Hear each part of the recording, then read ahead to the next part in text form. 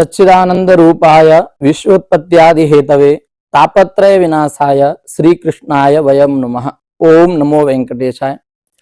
कार्तिक मास के महत्व को तथा इसकी विशेषताओं को बताने के लिए हमारे बीच में 4 वरिष्ठ विद्वान आमंत्रित किए गए हैं और इस कार्यक्रम का अनुसंधान करता मैं अवधेश कुमार शर्मा। प्रथम विद्वान डॉक्टर टी लता मंगेश महोदया, जो कि राष्ट्रीय संस्कृत विश्वविद्यालय के हिंदी विभाग के अध्यक्षा हैं। मैडम, आपका इस कार्यक्रम में स्वागत है। द्वितीय विद्वान राष्ट्रीय संस्कृत विश्वविद्यालय के ज्योतिष विभाग के वरिष्ठ आचार्य डॉक्टर केशव मिश्र महोदय जी, आपका मैं इस कार्यक्रम में बहुत बहुत स्वागत करता हूं। तृतीय विद्वान राष्ट्रीय संस्कृत विश्वविद्यालय के ही ज्योतिष विभाग के वरिष्ठ आचार्य हैं डॉक्टर कृष्ण कुमार भार्गव महोदय, आपका भी सादर स्वागत है इस कार्यक्रम में। और हमारे चतुर्थ संस्कृत साहित्य के वरिष्ठ विद्वान कृष्ण मोहन शर्मा, आपका भी मैं आभार स्वागत करता हूं इस कार्यक्रम में।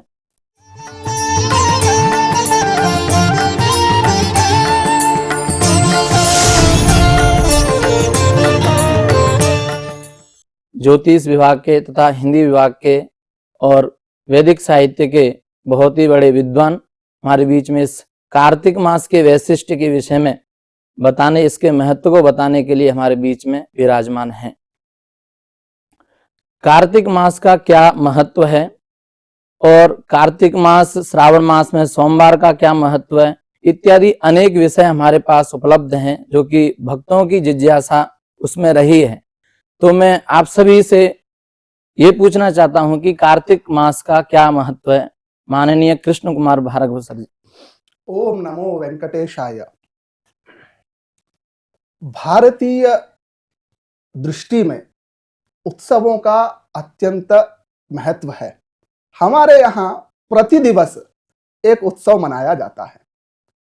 भारतीय परंपरा में जो मास परंपरा है उसका अत्यंत ही विशिष्ट महत्व है। जो चैत्रादि 12 मास होते हैं उनमें से कार्तिक मास एक विशिष्ट मास है। इसके विषय में शास्त्रों में कहा गया है, न कार्तिक समो मासो न वेद समम शास्त्रम न गंगा समम तीर्थम। इस प्रकार से कि जो कार्तिक के समान कोई महीना नहीं है और वेद के समान कोई शास्त्र नहीं है और गंगा के समान कोई तीर्थ नहीं है, ऐसा कार्तिक मास का महत्व हमारे शास्त्रों में बताया गया है। और इस कार्तिक मास में किया गया पुण्य कार्य वह अत्यंत ही लाभकारी होता है, वह हमारे जीवन को अत्यंत ही पुण्यदायक होता है। इसलिए यह मास का महत्व हमारी इस भारतीय परंपरा में अत्यंत ही विशिष्ट बताया गया है। इसी बीच में हमारे अनेक शास्त्र हैं, पुराण इत्यादि हैं, उनमें भी कार्तिक मास का महत्व बहुत ही अच्छी प्रकार से, जैसे कार्तिक महात्म्य इत्यादि पुराणों में मिलता है, तो उसके विषय में माननीय आप बताएं थोड़ा सा। ओम नमो वेंकटेशाय। जैसे हमारे मित्र आपको बताए हैं कि कार्तिक मास का किस प्रकार से महत्व है, उसको यदि हम देखते हैं, मासा नाम मासोत्तमे मासे कार्तिको मासा, ये कहा जाता है। हम जानते हैं कि हमारी जो मास की जो गणना है वह 12 मास एक वर्ष हम कहते हैं, 365 दिनों का एक वर्ष कहते हैं, जो एक 12 मास का होता है। जब सूर्य और चंद्रमा ये जब दोनों का अंतर होता है, जो जो अंतर होता जाएगा त्यों तो मास बढ़ता जाएगा। तो मास की इसी कहते हैं मत्स्यते परिमीयते इति मासः, अर्थात समय सरे अंश कला विकला को लेते हुए जो पूर्ति करता है उसे हम मास कहते हैं।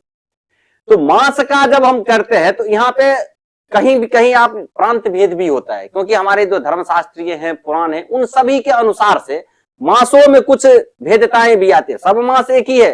कहीं कहीं आप उत्तर भारत में जाएंगे तो आप देखेंगे कि पूर्णिमा से पूर्णिमा मास का ग्रहण किया जाता है।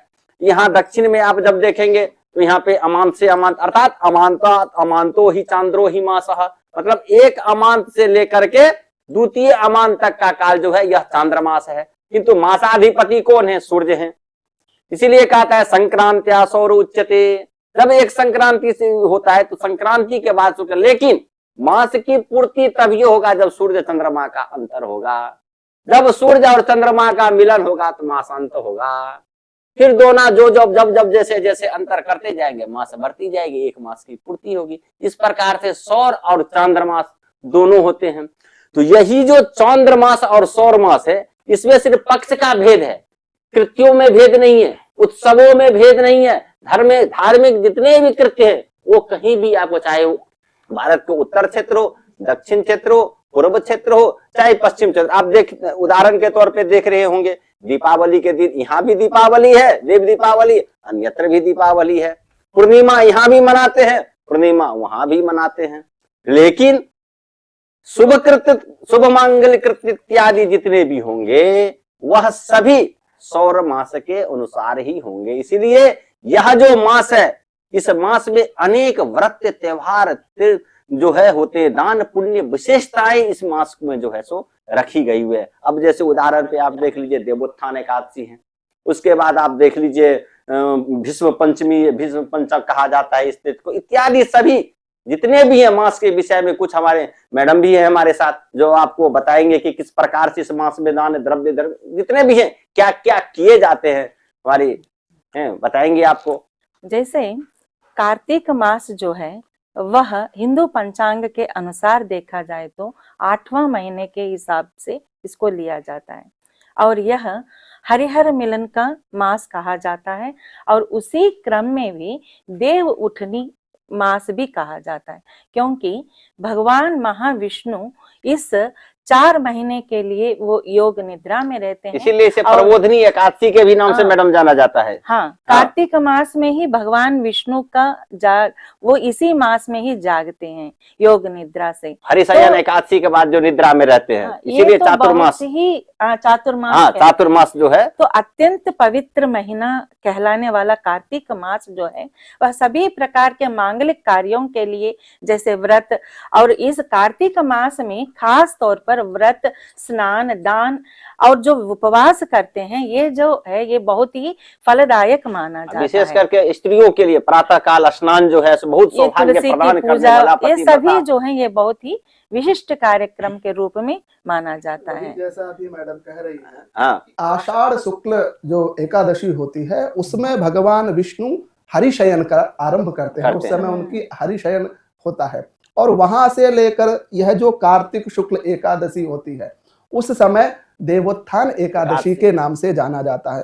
तो यह पर्व भगवान विष्णु अपनी योग निद्रा से जागृत होते हैं। तो उसके पश्चात ही जितने भी मांगलिक कार्यक्रम है उन सभी कार्यक्रमों का शुभारंभ इस विशेष मास से हो जाता है। इसलिए यह मास 12 मासों में अत्यंत ही प्राधान्य रूप से माना यही गया। एक मास है जिसमें हर और हरि दोनों के पूजन होते हैं।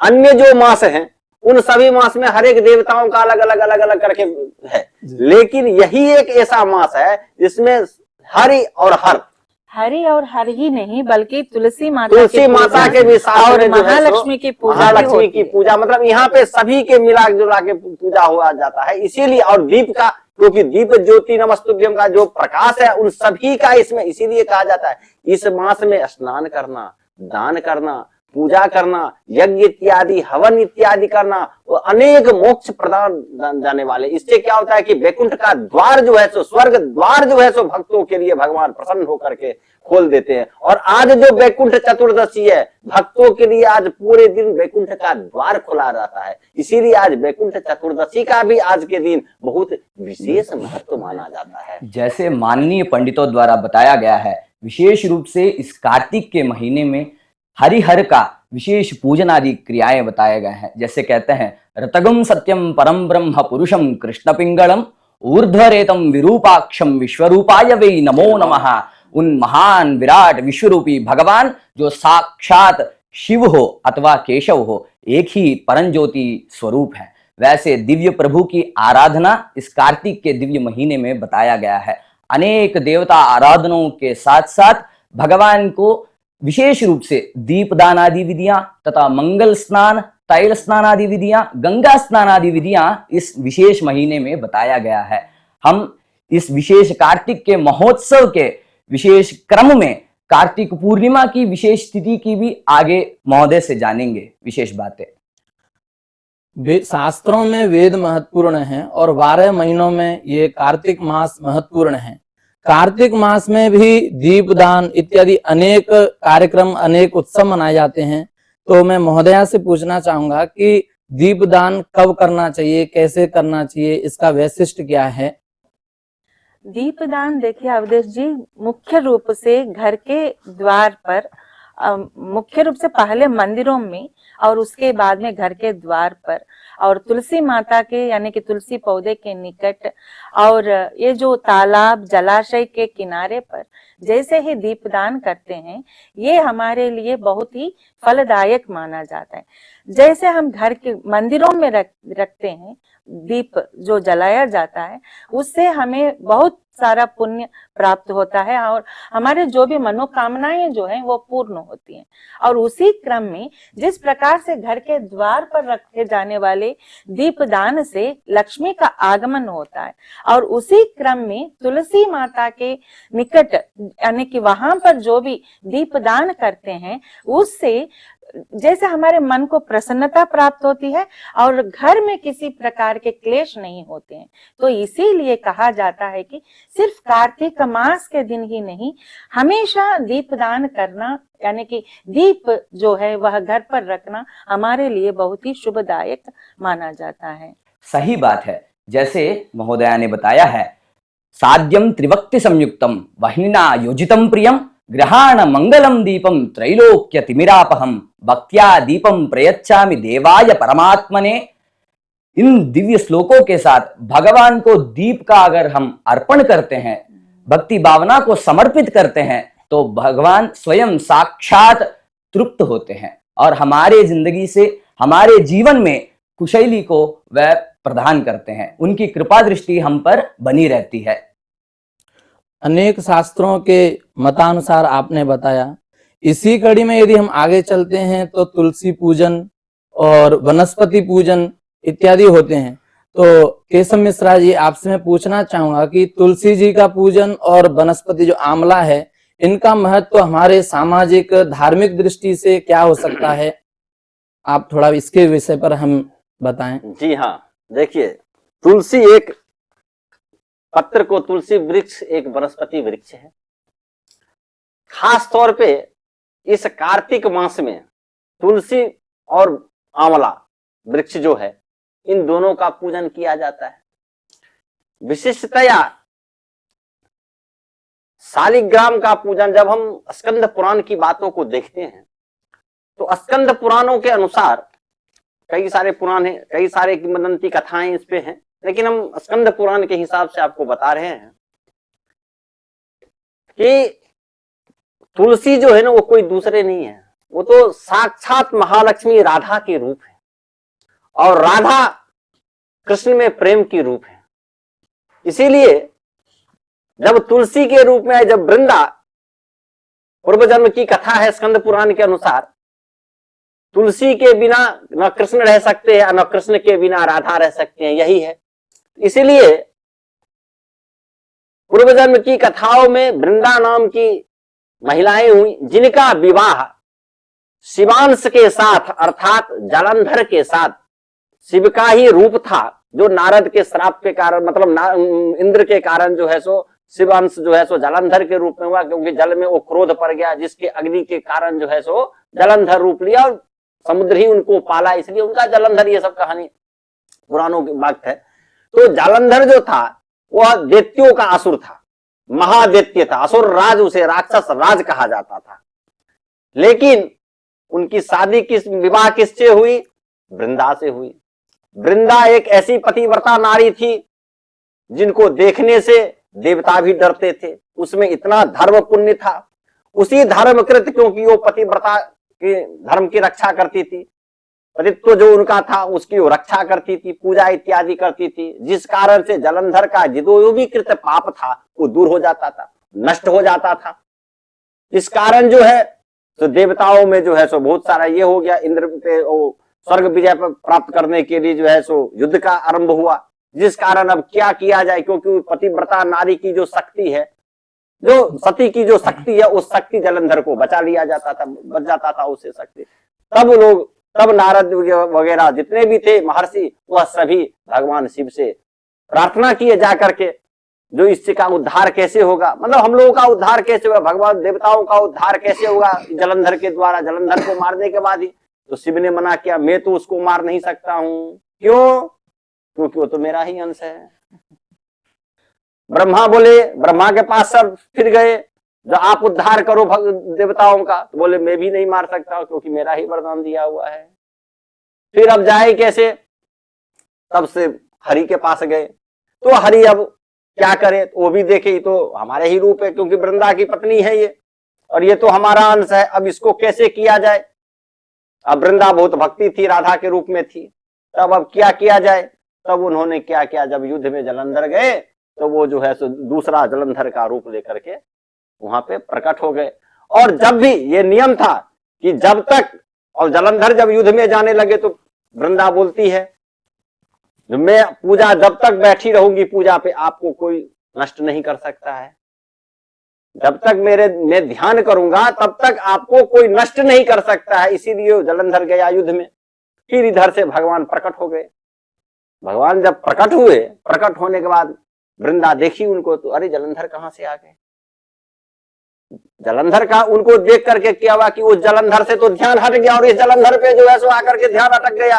और जब ये इस पे ध्यान अटका कि उस जलंधर के ध्यान हटा कि बस तुरंत जलंधर का हत्या हो गया। और जब ये हत्या हुआ कि उसका कटा हुआ सिर तुरंत वृंदा के पास से प्रकट हुआ। जब ये प्रकट हुआ तो तुरंत पूछे, अरे यदि ये सिर यहाँ है तो फिर आप कौन हो?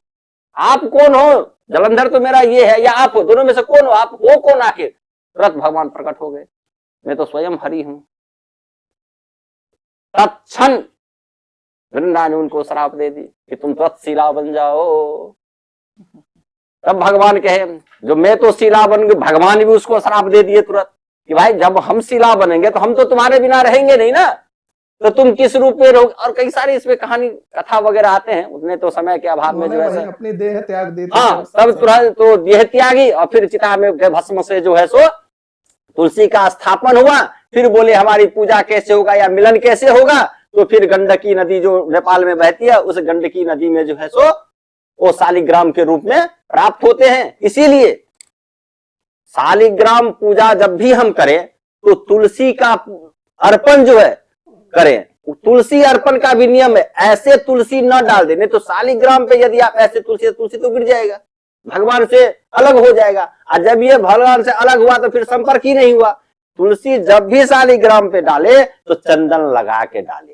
चंदन लगा के डालने से क्या होता है कि दोनों का स्पर्श रहता है, राधा रानी दोनों के साथ स्पर्श भगवान, क्योंकि शालिग्राम में साक्षात हरि है और तुलसी साक्षात राधा है, ये दोनों का मिलन जो है सो उसमें हो जाए। इसीलिए आज के दिन हरिहर मिलन जो कहते हैं वो वही विशेषता है। क्यों कि शिवलिंग पे जो चढ़ा हुआ बेलपत्र वह आज शालिग्राम पे चढ़ाया जाता है, और शालिग्राम का जो चढ़ा हुआ तुलसी, वह तुलसी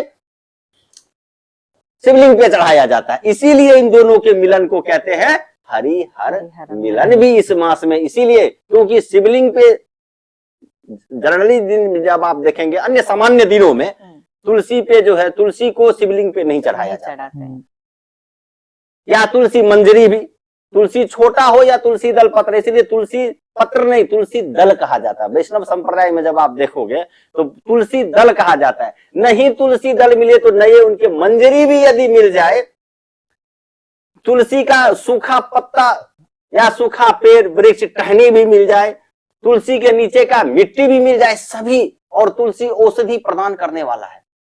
जहां पे तुलसी का वृक्ष रहता है वह पूरे क्षेत्र जो है सो वह तीर्थ क्षेत्र कहलाता है। इस प्रकार से दिव्य क्षेत्र बनता है। इसीलिए तुलसी का और आंवला का भी, यहाँ पे आंवला के जो विशिष्टता है आपने हमसे पूछा था कि इसमें यह है कि इस मास में आंवला के नीचे नित्य प्रति प्रातः काल उठ करके, देखिए भारतीय सनातन धर्म जो है ना बहुत प्रकाष्ठा पे है, बहुत धर्म है। हमारा जो संस्कृति है आरंभ से ही प्राचीन कालों से क्या था, यहाँ पे नित्य प्रति ब्रह्म मुहूर्त में उठना। ये कार्तिक मास में भी ब्रह्म मुहूर्त का बड़ा अपना महत्व है। इसीलिए ब्रह्म मुहूर्त में उठना, नित्य कर्म करना, संपूर्ण गृह को साफ करना। पहले जो था गाय के गोबरों के से साफ हुआ करता था, जिससे कि लक्ष्मी, गाय के गोबर में लक्ष्मी, क्योंकि सभी देवताओं का वास कहाँ है? गौ माता में है। साक्षात गौ माता में सभी का वास। उनके गोबर से संपूर्ण दहलीज, संपूर्ण आंगन को, घर को, पहले तो आंगन हुआ करते थे, आजकल तो आंगन होता नहीं है। कहीं कहीं किसी भी घर में देखिए आजकल आंगन है ही नहीं, तो साफ कहां से होगा? इसीलिए पूरे आंगन को, घर को साफ किया जाता था और साफ करके नित्य कुल देवता आराधना, शालिग्राम पूजन, तुलसी में जल देना और अतिथि का सत्कार करना, ये हमारे नित्य प्रति गृहस्थाश्रम का यह दैनिक कर्म था। इसीलिए क्योंकि सभी आश्रमों का जो है पोषण करता भरता कौन है? वह गृहस्थाश्रम है। इसीलिए गृहस्थाश्रम में नियमित प्रति, हमारे भारतीय संस्कृति में यह था, वेदाध्ययन, शालिग्राम पूजा, तुलसी का पूजन, भगवान सूर्य को जल देना, यह हमारे कितने संस्कृति था। इस प्रकार से आंवले वृक्ष के दिन, अक्षय नवमी के दिन, क्योंकि अक्षय नवमी जो तिथि है वह सर्व सिद्धि कर तिथि है, योग है, उस दिन संध्या काल में कुमारी कन्या, कुमार बटुक, ब्राह्मण इत्यादियों का भोजन कराने से सुख, समृद्धि, महालक्ष्मी, मोक्ष द्वार सभी खुल जाते हैं भक्तों के लिए। इसीलिए अक्षय नवमी को भी अक्षय वट वृक्ष के नीचे, आंवला के नीचे भोजन कराने का भी बहुत अच्छा विधान है ब्राह्मण इत्यादि। इस प्रकार से कई सारे मनंती कथा सब पुराणों में उद्धृत है। प्रकार से इसीलिए शालिग्राम के साथ जो है सो तुलसी अर्पित हमें इस प्रकार से करने से ये तुलसी विवाह का, तुलसी का महत्व वनस्पति में, और सर्वगुण संपन्न, सर्व औषधि संपन्न भी हमने कहा कि सभी औषधि से परिपूर्ण है वह सब। आप वैसे भी प्रातः काल कच्चा तुलसी भी, तुलसी दल आप खा सकती है, सुखा करके चाय के साथ भी पी सकते हैं। कई सारे औषधि गुण से भरपूर आंवला भी है और एक तुलसी बात भी भी है, कार्तिक मास में, कार्तिक पूर्णिमा के दिन जिस तरह से तुलसी पौधे के निकट, यानी कि तुलसी माता के निकट 31 दीपों को जलाकर, यानी कि उसका दीपदान करने का भी बहुत विशिष्ट महत्व है, ऐसा भी कहा जाता है।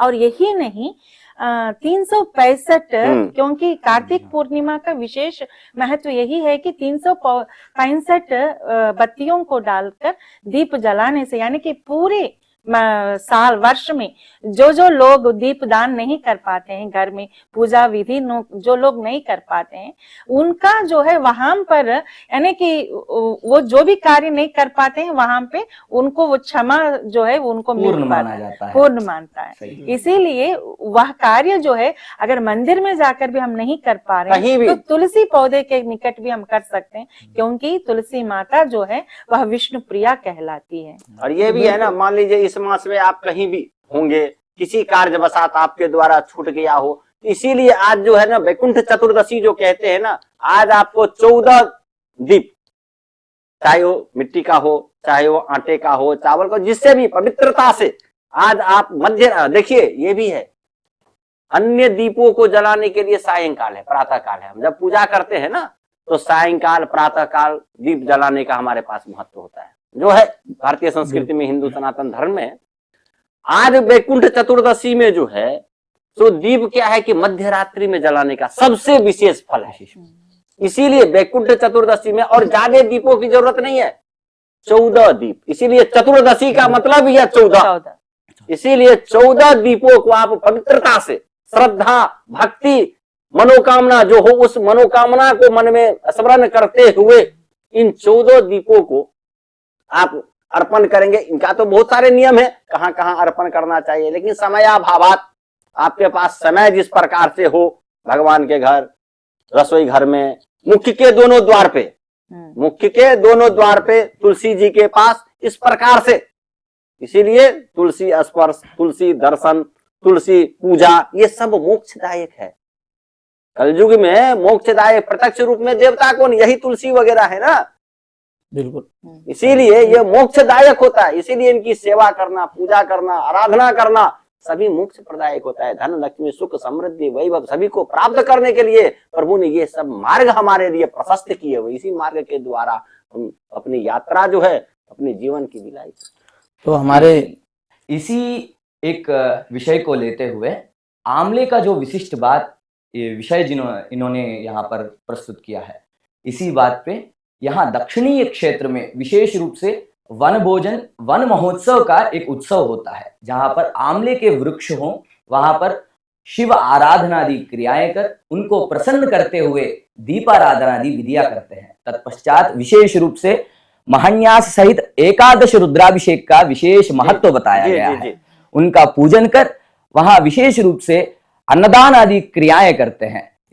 इसी रूप से बेलपत्र का भी वनस्पति के रूप में बहुत ही विशिष्ट बात बताया गया है। जैसे त्रिदलम त्रिगुणाकारम त्रिनेत्रम च त्रियायुधम त्रिजन्म पाप संहारम एक बिल्वम शिवार्पणम, जो 3 दलों से युक्त हो, वैसे एक बेलपत्र को अगर हम भगवान को अर्पण करते हैं, तत्फल स्वरूप हमें 3 जन्मों के कृत पापों का नाश मिल जाता है। वही सोमवार, जैसे सोमवार के दिन पूजा भी विधियां करते हैं, वैसे भगवान को एक बिल्व पत्र हम अर्पण करते हैं तो वह पूजा विधि एवं उपवास आदि विधियों का फल एवं मिल जाता है बिल्व पत्र प्रदान करने मात्र से। जैसा बिल्कुल सही है। धार्मिक दृष्टिकोण से तो इनका महत्व है ही है। ये तीनों, चाहे वह तुलसी हो या आंवला हो, ये औषधीय गुणों से भी बहुत ज्यादा अत्यंत, बिल्वपत्र भी। अब आप देखिए, इस समय मौसम भी परिवर्तित होता है तो बहुत सारे स्वास्थ्य संबंधी समस्याएं भी होती है। और आयुर्वेद की दृष्टि से यदि हम देखें तो तुलसी का सेवन, आंवले का सेवन, ये स्वास्थ्य को बढ़ाने वाला कहा गया है। इसलिए न केवल हम धार्मिक दृष्टिकोण से, हमारी जो भारतीय परंपरा है ना, वो जो ज्ञान परंपरा है, वो अत्यंत वैज्ञानिक परंपरा रही है। धर्म के साथ साथ, अध्यात्म के साथ साथ हमारा शरीर कैसा रहे, हमारा जीवन यापन कैसा रहे और उस हम परम तत्व को कैसे प्राप्त कर सके, यह उसी सबको चरितार्थ करने वाला अवसर होता है। तो यहाँ तुलसी का, आंवले का या बिल्व पत्र का आध्यात्मिक महत्व है, वैसे ही यह औषधीय गुणों से युक्त है। इनका सेवन भी हमारे जीवन में अत्यंत ही पुण्यदायक होता है। इसी कारण को लेते हुए धन त्रयोदशी जो हम मनाते हैं, इन्हीं धन्वंतरी प्रभु को लेके मनाते हैं, जो प्रभु आयुधायक हैं और जो प्रभु आरोग्य प्रदायक हैं। वैसे धन त्रयोदशी के दिन धन्वंतरी जी का भी पूजन करते हैं। उत्पत्ति भी तो इसी मास में धन्वंतरी की उत्पत्ति, महालक्ष्मी की भी उत्पत्ति, ऐरावती इत्यादि, क्योंकि समुद्र मंथन का, इसीलिए यही वह मास है जिसमें हर चीजों का जो है सो विशिष्ट उपस्थिति माना जाता है, योग माना जाता है। तो माता तुलसी की आराधना करने से और बिल्व पत्र शिवजी पर चढ़ाने से, आंवला इत्यादि वनस्पतियों का सेवन करने से, आप चारों ने आध्यात्मिक धार्मिक दृष्टि से बताया। तो इसमें यदि हम तुलसी भगवान को चढ़ाते हैं तो यानी हरि को चढ़ाते हैं, हरि को चढ़ाएंगे तो वहां पर मोक्ष का पहला द्वार हमें प्राप्त हो जाता है जी। उसी प्रकार बिल्व पत्र को यदि शिवजी पर चढ़ाते हैं तो भी हमारे लिए मोक्ष का पहला द्वार उद्घाटन हो जाता है। तो तुलसी जी को और बिल्व पत्र को हरिहर पर चढ़ाने से ये मोक्ष का हमारे लिए पहला द्वार उद्घाटन हो जाता है। तो मैं भार्गव जी से पूछना चाहूंगा कि वैकुंठ चतुर्दशी में हरिहर का मिलन होता है, तो हरिहर मिलन और वैकुंठ चतुर्दशी का क्या हमारे पुराणों के अनुसार, हमारे शास्त्रों के अनुसार क्या महत्व है, इस विषय को हमें थोड़ा बताएं आप। जी, बहुत अच्छा प्रश्न किया आपने अवधेश जी। देखिए, अभी हम जब कार्तिक मास की बात करते हैं तो यही एक ऐसा मास है जिसमें हरि और हर दोनों के मिलन का यह मास माना गया है। एक कथा है कि भगवान विष्णु शंकर जी की पूजा हेतु काशी विश्वनाथ जाते हैं। वहां वो उनको कमल समर्पित करते हैं शिव जी को। तो 1000 कमल के फूल उनको अर्पित करते हैं। शिव जी क्या करते हैं, उनकी परीक्षा लेते हैं, उनमें से वो एक कमल दल ले लेते हैं। तब बाद में काउंट करते हैं, गणना करते हैं, तो विष्णु जी कहते हैं कि ये एक कमल का पुष्प कहाँ गया। तो चूंकि विष्णु जी को कमल नयन भी कहा जाता है, तो उन्होंने अपने नेत्र ही भगवान शिव जी को समर्पित कर दिए। उनकी यह भक्ति भाव देखकर शिव जी भगवान विष्णु से कहते हैं कि आज के इस विशेष दिवस पे जो आपकी पूजा मुझसे, मतलब शिव जी से पहले आपकी जो पूजा करेगा, वो वैकुंठ को जाएगा। तो इसलिए आज जो वैकुंठ कार्तिक मास में यह जो वैकुंठ चतुर्दशी है वह इस हरिहर मिलन के रूप में कहा जाता है। और कहा भी गया है कि शिव के हृदय में विष्णु और विष्णु के हृदय में शिव, ऐसी परंपरा है। और वस्तुतः इसी में भी परमात्मा है, इसीलिए क्या है कहते हैं, ना? जब रामेश्वरम का स्थापना किए थे भगवान ने, तब यही कहना है रामस्य यह ईश्वरः या ईश्वरः यस्य महा। इसीलिए रामेश्वरम का जब स्थापना इसी व्याख्यान में बताया, राम जिसके ईश्वर है या ईश्वर जिसके राम है। राम हमारे यहाँ परंपरा में कहा गया ना, एकम सद विप्रा बहुधा बहुधा वदन्ति।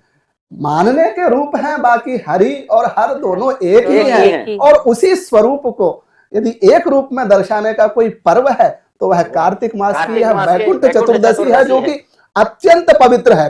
और एक वैशिष्ट है कि इस दिन जो भगवान विष्णु की आराधना करता है वो सीधे वैकुंठ को प्राप्त होता है। भगवान शिव की जो आराधना करता है वो सीधे वैकुंठ को प्राप्त होता है। जैसा अभी आपने कहा कि तुलसी दल या बिल्व पत्र इस दिवस में हम दोनों को समर्पित कर सकते हैं, ऐसी भी मान्यता है। तो इसलिए यह जो कार्तिक मास की वैकुंठ चतुर्दशी है वह अत्यंत ही पुण्यदायक तिथि है और इसमें दीपदान इत्यादि कर्म तो अत्यंत ही लाभप्रद कहा गया है। यही वह समय है जिसमें साक्षात धर्मराज को उपदेश प्रदान किया गया था।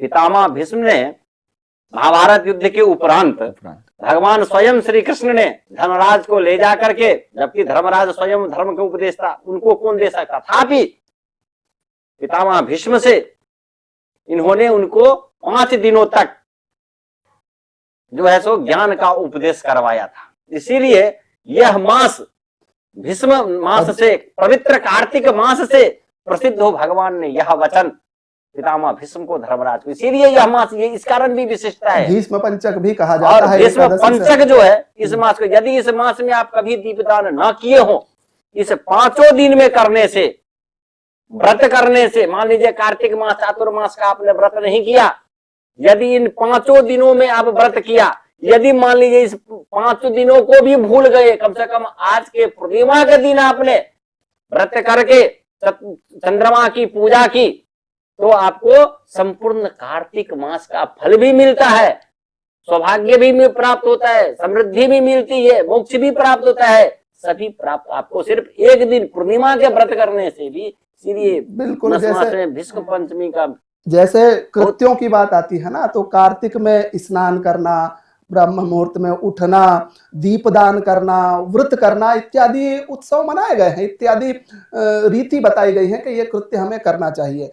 कहीं किसी कारणवश हम इस कार्तिक मास में इन पर्वों को, इन आचरण को नहीं कर पाते हैं, तो जैसा ज्येष्ठ ने कहा कि भीष्म पंचक, यह जो जिसे एकादशी, देवोत्थान एकादशी से जानते हैं, वहां से पूर्णिमा तक इन 5 दिवस में भी जो नित्य कार्तिक की विधियां बताई गई है, प्रातः मुहूर्त में उठकर स्नान करना, जप करना, दान करना, दीपदान करना, यह क्रिया करते हैं तो निश्चित तौर पर अनंत फलों की प्राप्ति होती है। ऐसा इस शास्त्र में इसकी महिमा बताई गई है। इसी क्रम में आचार्यों द्वारा विशेष रूप से तिथियों की वर्णना किए हैं।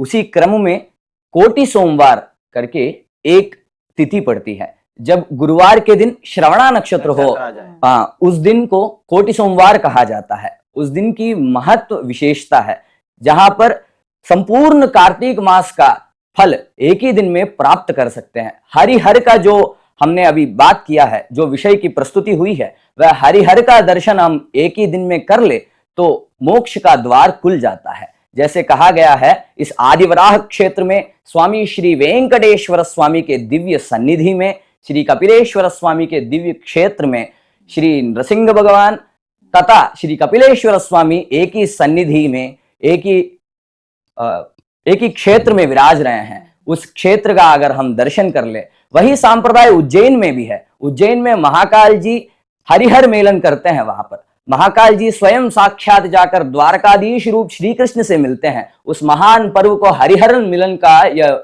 नाम देते हैं। कार्तिक मास की विशेषता उत्कृष्ट है, इस बात को हम मानना ही इसी मास में चाहिए। हरिवासर योग भी होता है ना, वो जैसे हाँ। आपने कहा कि कार्तिक मास में गुरुवार को श्रवणा नक्षत्र, मतलब नक्षत्र। गुरु श्रवणयोर योग, योगा, हाँ।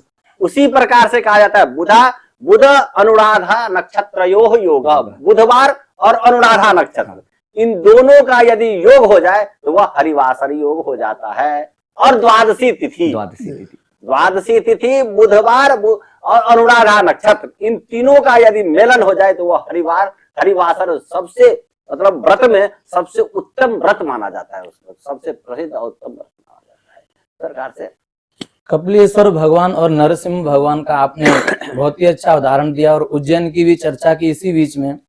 तो एक मुझे भी एक पंक्ति याद आ रही है कि हरिहर दो एक हैं अंतर नहीं निमेष, उनके नयन चपल हैं इनके नयन विशेष।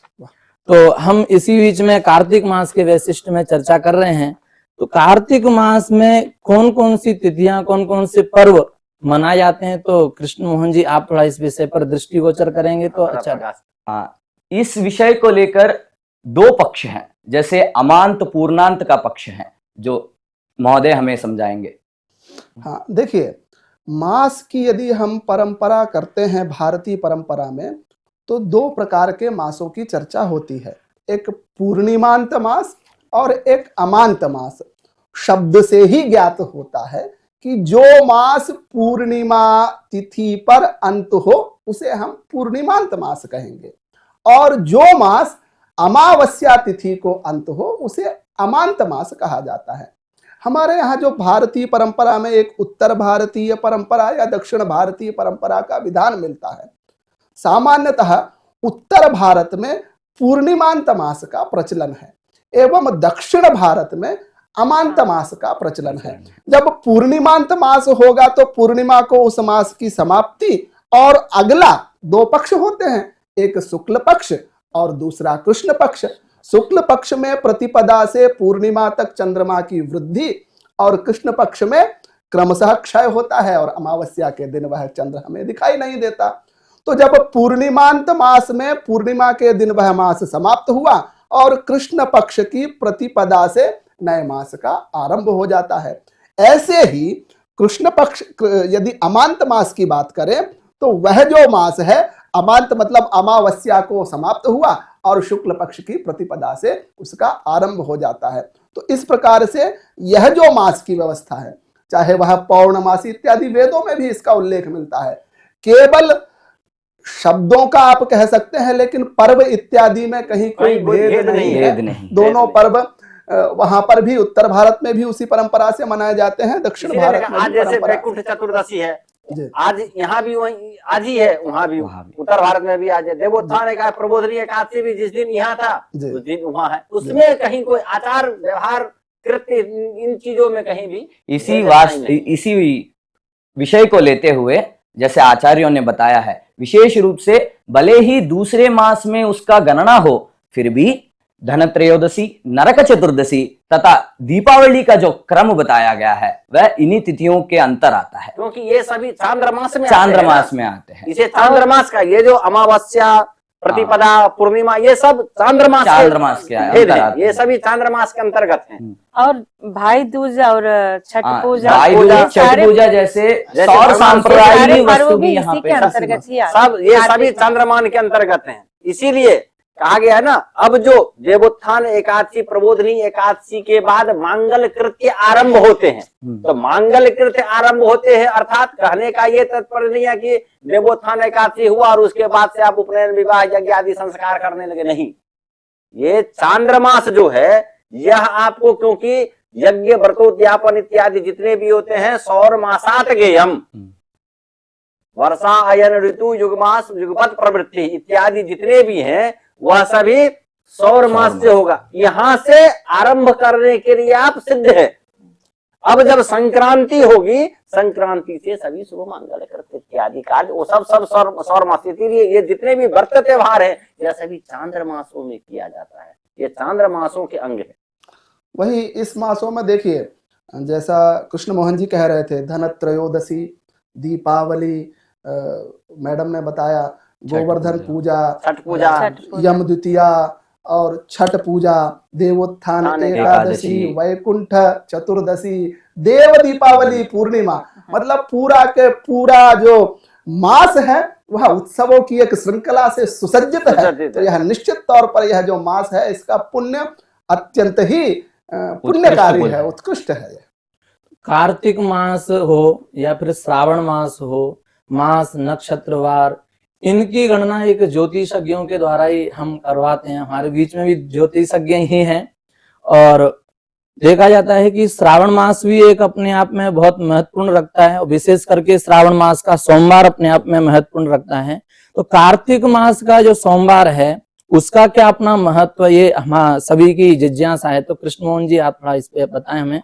इस विषय को लेकर जैसे हमारे माननीय उपाध्याय जी बताए हैं, अभी जो अमांत की जो विधि बताई गई है उसमें अमांत को जो अनुसरण करते हैं वो लोग यह मानते हैं कि कार्तिक महीने में जितने भी सोमवार आते हैं वह श्रावण मास के सोमवार के तुल्य ही हैं, समान ही है, उतने ही उत्कृष्ट फल देने के वह योग्य रखते हैं। क्योंकि हरिहर का पूजा, दोनों के पूजे इस मास में होते हैं ना, तो सोमवार जो है तो शिव को प्रसिद्ध है, तो क्यों नहीं इसमें वो भी सोमवार के व्रत समान फल देने वाले ही बताया गया है।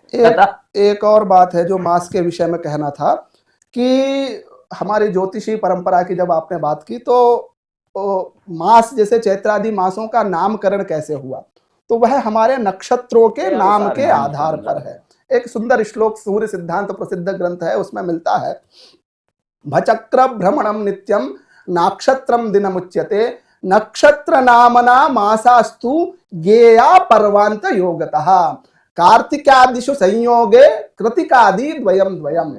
क्या है कि जिस पूर्णिमा में कृतिकादि नक्षत्रों का संयोग होता है उन नक्षत्रों के नाम से उस मास को रखा गया है। जैसे इस पूर्णिमा में कार्तिक मास की जो शुक्ल पक्ष की जो पूर्णिमा होगी उसमें कृतिका नक्षत्र का संयोग होता है, इसलिए उस मास को कार्तिक मास कहा। जैसे चैत्र मास होता है तो उस मास की पूर्णिमा में चित्रा नक्षत्र का संयोग होता है, उसमें भी 2-2, 3-3 नक्षत्रों को लिया गया है, जो उसमें से एक नक्षत्र पूर्णिमा को होना चाहिए, क्योंकि 27 नक्षत्र है, 12 मास हैं, तो उनका विभाजन इस प्रकार से होता है। तो देखिए कितनी शास्त्रीय परंपरा है हमारी कि नक्षत्रों के नाम के आधार पर मासों का नाम रखा गया है। इसलिए इस प्रकार से यह जो कार्तिक मास है यह इस पूर्णिमा में कृतिका नक्षत्र के संयोग के कारण इसे कार्तिक मास कहा। कार्तिक मास में दीपदान क्यों करना चाहिए, कब करना चाहिए, इस विषय में हमारी माननीय लता मैडम ने बताया। लेकिन काशी में यदि हम देखते हैं तो काशी में घाटों के किनारे आकाश दीप दान करते हैं, तो आकाश दीप जो दान करते हैं उसका क्या महत्व है? आप बहुत अच्छा प्रश्न कहा गया है। देखिए काशी तो अपने आप में निराली है। एक इसके विषय में भी कथा मिलती है कि शिवजी जो है वो इस दिन कार्तिक पूर्णिमा के दिन त्रिपुरारी जो त्रिपुरासुर का वध करते हैं। तारकासुर के जो तीनों पुत्र थे उनका वध इस कार्तिक पूर्णिमा के दिन करते हैं। तो जब उस राक्षस के वध के पश्चात सभी देवता इस उत्सव को मनाने के लिए वहां पर एकत्रित होते हैं, त्रिपुरारी कहा जाता है। हाँ, इसीलिए इनको त्रिपुर। तो इस उत्सव, इस मतलब उस वध के कारण यह उत्सव मनाया जाता है। सभी देवता वहां पर आके उस समय से दीपदान कर रहे हैं और यह जो पर्व है उस पूरे क्षेत्र में देव दीपावली के रूप में मनाया जाता है। इस दिन कार्तिक पूर्णिमा के दिन जब आप सायंकाल में देखेंगे तो वह जो गंगा घाट है उसमें लाखों लोग वहां पर श्रद्धालु लोग आते हैं और यह पर्व एक अपने आप में वैकुंठ जैसा प्रतीत होता है। तो इस प्रकार से यह इसका धार्मिक महत्व है और इस दिन जो दीपदान किया गया है वह अत्यंत ही पुण्यदायक माना गया है। कुछ ऐसे ही दीपदान की विधि यहाँ दक्षिणीय क्षेत्र में भी हम देख सकते हैं। जैसे आकाश दीप जो बताया गया है वह आगमोक्त विधियों से मंदिरों में तो करते ही हैं, पर सामान्य भक्तजन श्रद्धालु दीपदान करने हेतु जो ये कुंड आदि होते हैं, मंदिर के कुंड आदि होते हैं, उनमें दीपदान करते हैं तथा भगवान को समर्पित करते हुए विशेष रूप से कार्तिक पूर्णिमा के दिन ज्वाला तोरण नामक एक कार्यक्रम करवाते हैं, जहां पर ज्वाला तोरण में स्वयं भगवान शंकर का आवाहन कर एक तोरण बनाते हैं, जिनको भगवान का नाम लेते हुए जलाया जाता है। तत्पश्चात विशेष रूप से जो भी उस तोरण से होते हुए गुजरते हैं, उनको आयुर आरोग्य एवं धन कनक समस्त वृद्धियों की प्राप्ति होती है, ऐसे बताया गया है एवं स्थल पुराण एवं बताए जाते हैं। तो दीपदान का अनेक महत्व इन्होंने धार्मिक दृष्टि से, सामाजिक दृष्टि से, अनेक दृष्टियों से इन्होंने बताया। जैसे कि देखा जाता है गौशाला में भी हम दीपदान करते हैं, और गांव में आपस में एक दूसरे के घर पर भी दीपदान करते हैं, और जो चौराया होता है वहां पर भी दीपदान करते हैं। विशेषतः कार्तिक के महीने में ब्राह्मण को दीपदान देने की विधि बताई गई है, जहां पर ब्राह्मणों को अगर दीपदान दिया जाए, साक्षात दैव तुल्य मानते हुए अगर दिया जाए, तो श्रद्धा भक्ति से, तो भगवान को स्वयं समर्पित होता है, ऐसे बताया जाता है। तो कार्तिक शुक्ल चतुर्दशी को वैकुंठ एकादशी कहते हैं। तो इस वैकुंठ एकादशी के दिन हम भक्तों को क्या क्या करना चाहिए, क्या क्या वर्ज्य है शास्त्र के अनुसार, जो नियम शास्त्रों के अनुसार हैं, उनको यदि आप थोड़ा हमें बताएं, ताकि जो हमारे भक्त हैं उस नियमों का पालन कर सकें और हमारे शास्त्रों की जो एक दृष्टि है वो उजागर रह सके समाज में। तो आप इसमें क्या क्या नियम है, उस समय क्या करने चाहिए, क्या नहीं करने चाहिए, उन पर थोड़ा दृष्टि। वैकुंठ चतुर्दशी, वैकुंठ चतुर्दशी कार्तिक मास का जो वैकुंठ चतुर्दशी है, मैंने आपको पहले भी इसे पढ़ा कि इसको भीष्म पंचमी के नाम से भी जाना जाता है। आज के दिन विशिष्टतया जो है वह अन्य दिनों में सायंकाल, मैंने बताया था कि सायंकाल दीप का प्रज्वलन किया जाता है, दीपदान किया जाता है।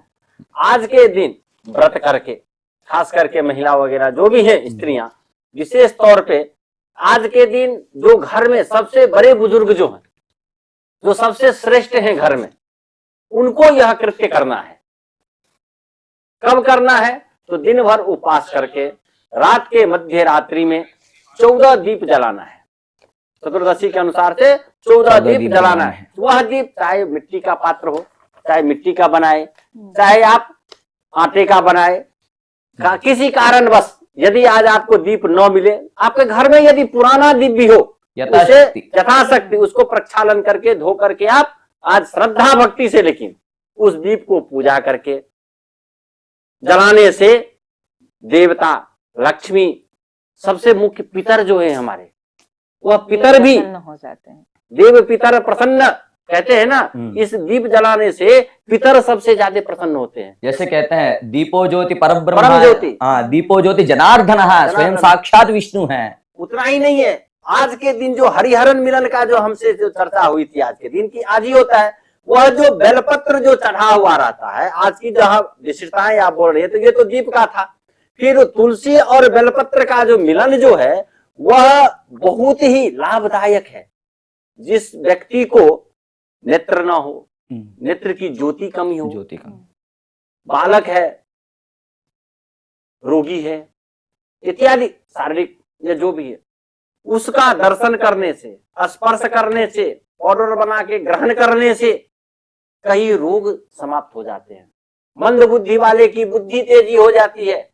जिनकी नेत्र जो है कम ज्योति वाले हो, उनकी ज्योति जो है सो तेज हो जाती है। इस प्रकार से नाना कथा पुराण में हमें आज के दिनों का विशिष्टताएं जो है, धन वैभव सभी, कनक रत्न सभी प्राप्त करने वाला आज का जो तिथि है, का जो महत्व है, वैकुंठ चतुर्दशी सिर्फ वर्ष में एक दिन के लिए हमें प्राप्त होती है।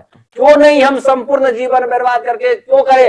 एक ही दिन में आज की मनोकामनाएं पूरा भगवान को करके हम समर्पित कर दे अपने आप को भगवान को। इसीलिए आप यदि किसी कारणवश कभी ना किए हो, तो आज के दिन करने से आपको 365 दिन का फल प्राप्ति जो है सो आज आपको एक ही दिन की करने से है सो प्राप्त हो। और इस कार्तिक मास में खास तौर पर भगवान विष्णु को दामोदर नाम से जाना दामोदर मास कहा जाता है, मास भी दामोदर मास कहा जाता है। तो इसीलिए दामोदर अष्टक और तुलसी अष्टक जो है जैसे पठन करते हैं, उनके सारे मनोकामनाएं पूर्ण होती हैं और किसी प्रकार के भी जो भी पाप जो भी होते हैं वो सब धुल जाते हैं, ऐसा भी माना जाता है। और आज के दिन सत्यनारायण पूजा कथा, हाँ, ये भगवान विष्णु सहस्रनाम की कथा, ये सब जो है चाहे आप खुद कीजिए परायण, या नहीं तो किसी ब्राह्मणों के द्वारा सत्यनारायण करवाइए। पूजा कथा इत्यादि सभी का विशेष महत्व है आज के दिन। दामोदर के विषय में मैडम ने जैसे कहा, तो इसके विषय में भी एक कथा है कि दाम मतलब होती है रस्सी, रस्सी, और उदर मतलब पेट। पेट। तो ये भगवान श्री कृष्ण से संबंधित है कि माता जी उनके पेट में वो बहुत ज्यादा आते थे। कृष्ण भगवान जी मस्ती कर रहे थे, तो उनको बांधने के लिए उखल में बांधने के लिए उस प्रयास रस्सी से उनको बांधते हैं, तो वो बंधते नहीं है, लेकिन बाद में वो उनके स्नेहवश इस रस्सी से बंध जाते हैं, इसलिए उनका नाम दामोदर रहा। दामोदर हुआ। कारण क्या है, यहाँ देखिए इसका प्रतीक है कि भगवान स्नेह से अत्यंत ही अपने भक्तों को मिल जाते हैं, इसलिए इस मास में भगवान विष्णु के प्रति किया गया कोई भी कार्य वह अत्यंत पुण्यदायक है, और भगवान सहज उनकी भगवान भक्ति प्राप्त इस मास में भगवान की हो जाती है। ऐसा दामोदर अगर का हम बात विशेष करें, महत्व है। अगर हम बात करें इस विशेष रूप से वर्ज्य बातों की जो नहीं करनी चाहिए, जी। वैसे न केवल वैकुंठ चतुर्दशी के दिन, संपूर्ण कार्तिक मास में हाँ। कौन सी दिनचर्या की पालन करना चाहिए, देखा जाए तो ब्रह्म मुहूर्त में उठना, नित्य कार्यक्रमों का परिपूर्णता करना, तत्पश्चात भगवद आराधना बताया गया है। शुचि शुभ्रता के साथ भगवद आराधना करना तथा नित्य कर्म जो उद्योग व्यापार आदि विधियां हैं, वाणिज्य आदि विधियां हैं, वह परिपूर्ण करना, तथा सायंकाल में विशेष रूप से प्रदोष काल में गोधूली वेला जो कहते हैं वह विशेष बताया गया है, जहां पर शिव केशव अथवा देवी की आराधना, कुमार स्वामी की आराधना, गणपति की आराधना, जो श्रद्धा जो भक्ति आराधना करनी चाहिए, तथा दिन में शयन वर्जित है, तथा लहसुन प्याज इत्यादि कंदमूल आदि को, तेल जो है, तिल का तेल, मांस भक्षण इत्यादि सभी इसमें नियमतया विशेषतया जो है ना, इस मास में शालिग्राम पूजा, वाल्मीकि रामायण पाठ, उसके बाद तुलसी पूजा, तुलसी सेवन, तुलसी दर्शन, तुलसी में जल डालना, भगवान सूर्य को अर्घ्य देना, ये सब विशेषतया जो है बताया गया है। सत्यनारायण भगवान की पूजा कथा इत्यादि सभी, जैसे कहते हैं आपदामुपहर्तारम दातारम सर्वसंपदाम लोकाभिरामम श्रीरामम भूयो भूयो नमाम्यहम। वह भगवान के तारक मंत्र का अगर स्मरण करे, जाप करे तो विशेष पुण्य फल मिलता है। तो वैसे ही देखा जाए तो रजोगुण तमोगुण से युक्त चीजों को हमें वर्जित करना चाहिए तथा ब्रह्मचर्य का पालन करना चाहिए। विशेष रूप से कार्तिक मास में ब्रह्मचर्य का पालन जो है ना, यह मुख्य रूप से करना चाहिए, माना गया है। तो कार्तिक मास में व्रत, उपासना इत्यादि हमारे विद्वानों ने बीच में हमें बताई कि क्या क्या खाना है, क्या क्या नहीं खाना है, क्योंकि तामसिक, राजसिक और सात्विक इत्यादि आयुर्वेद के अनुसार भोजन भी 3 प्रकार के हैं। यदि हम सात्विक भोजन करते हैं तो सात्विक बुद्धि होगी, और यदि हम तामसिक भोजन करते हैं तो उस प्रकार की अन्न खाओगे वैसा मन होगा। तो जो व्रत है, व्रत की विधि, उपासना की विधि आपने बताई। इसी क्रम में यदि हमारी एक जिज्ञासा है, कार्तिक मास का जो वैशिष्ट बहुत देर से बता रहे हैं विभिन्न ग्रंथों के अनुसार, तो कार्तिक मास का यदि जो वैशिष्ट है उस पर हम और क्या बता सकते हैं? मैडम, आप कुछ उस विषय में थोड़ा बताएंगे? जैसे कार्तिक मास के संदर्भ में कई पौराणिक कथाएं हैं। मत्स्य अवतार जो हुआ था, यह कार्तिक मास के कारण ही हुआ था, क्योंकि वेदों के संरक्षण हेतु मत्स्य अवतार लेकर भगवान विष्णु ने इसी कार्तिक मास में उन्होंने लिया था, और तुलसी माता का जन्म भी इसी कार्तिक मास में हुआ था। इस प्रकार से काफी सारे कहानियां जो हैं वह हमें कार्तिक मास से संदर्भित मिल जाते हैं। वैसे ही पुराणों का एक मुख्य अंश जो बताया जाता है, जो समस्त सृष्टि हेतु के लिए जो मूलभूत कारण बताया जाता है, एक कारण जैसा देखा जाए तो समुद्र मंथन जो हम बताते हैं, समस्त जो विभूतियां बताई गई हैं, जो ऐश्वर्य बताया गया है, समस्त ऐश्वर्य समुद्र मंथन से ही उत्पन्न हुए हैं। जो भगवान क्षीरसाई चतुर्भुजी नारायण है, वह स्वयं साक्षात जिस क्षीर सागर में निवास करते हैं, उन समुद्र से जो जो प्राप्त वस्तुएं हैं, जो जो प्राप्त ऐश्वर्य है, उनकी महान विशिष्टता बताई गई है। अगर उनकी आराधना एवं सिद्धियां बताई गई हैं, सिद्धों की प्राप्त करने हेतु अणिमा, लगिमा, गरिमा, महिमा इत्यादि सिद्धि प्राप्ति हेतु भी ये कार्तिक मास बहुत ही उत्कृष्ट फलदायी माना गया है। एवं ब्रह्मचर्य के साथ पालन करते हुए विधि विधान से पूजा अनुष्ठान आदि क्रियाएं करनी चाहिए। इसी संदर्भ में कार्तिक मास का क्या वैशिष्ट्य है, और हमारे ज्योतिष विभाग तथा हिंदी विभाग और साहित्य विभाग, क्योंकि ये जो कार्तिक मास है ये ज्योतिष से ज्यादा संबंध रखता है। उसी प्रकार के हमारे तिरुमला तिरुपति देवस्थानम के SVC4 जो हमारा चैनल है, ऐसे ही विद्वानों को आमंत्रित किया।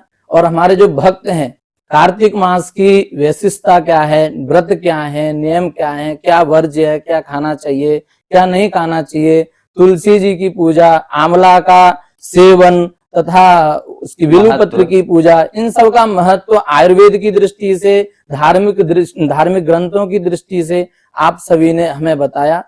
ओम नमो वेंकटेशाय। ओम ओम ओम नमो नमो वेंकटेशाय।